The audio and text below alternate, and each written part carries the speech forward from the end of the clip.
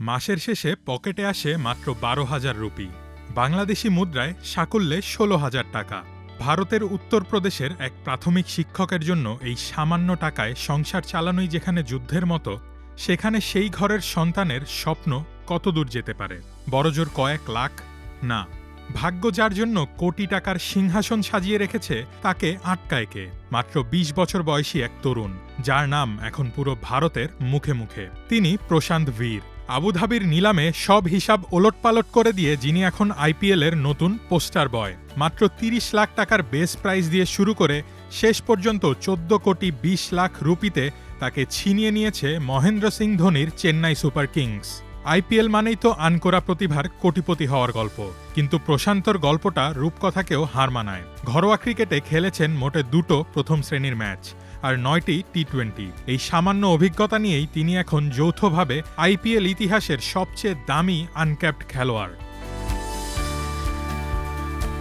নিলামের সেই মুহূর্তটা নিয়ে প্রশান্ত নিজেই বলেছিলেন, আমি শুধু চেয়েছিলাম কেউ একজন যেন আমার জন্য অন্তত একবার প্যাডেল তোলে। কিন্তু দাম যখন ১৪ কোটি ছাড়ালো, আমি নিজের চোখকে বিশ্বাস করতে পারছিলাম না। পাশে বসে থাকা রিঙ্কু সিংকে বলেছিলাম, ভাই আমাকে একটা চিমটি কাটো, আমি কি স্বপ্ন দেখছি?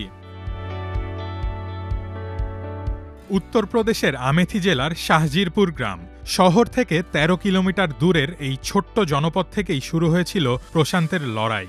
বাবা যখন সামান্য বেতনে সংসার সামলাতে হিমশিম খাচ্ছিলেন, তখন ত্রাতা হয়ে এগিয়ে আসেন প্রশান্তর প্রয়াত দাদা। নিজের পেনশনের টাকা জমিয়ে নাতির জন্য কিনে দিতেন ক্রিকেট গিয়ার্স।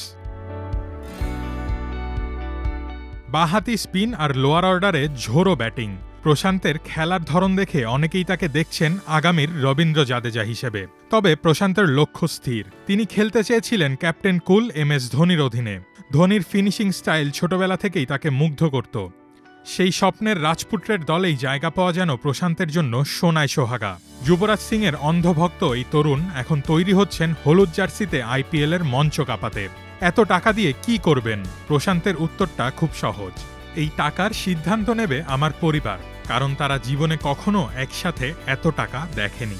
উত্তরপ্রদেশের সেই ধুলোমাখা গ্রাম থেকে চেন্নাইয়ের চিপক স্টেডিয়াম। প্রশান্ত ভীরের এই যাত্রা আমাদের একটা বার্তাই দেয়, স্বপ্ন যদি খাঁটি হয় আর পরিশ্রম যদি নিরন্তর থাকে, তবে আকাশটাও ছোঁয়া সম্ভব। জিরো থেকে হিরো হওয়ার এই গল্পে প্রশান্ত আজ কোটি যুবকের অনুপ্রেরণা।